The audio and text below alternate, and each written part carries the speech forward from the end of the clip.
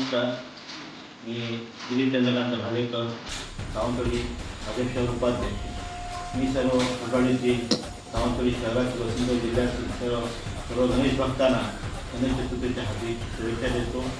व हे कोरोना काळाचं महामारी संकट आलं आहे, हे दूर बऱ्याच प्रमाणात कमी झालं आहे.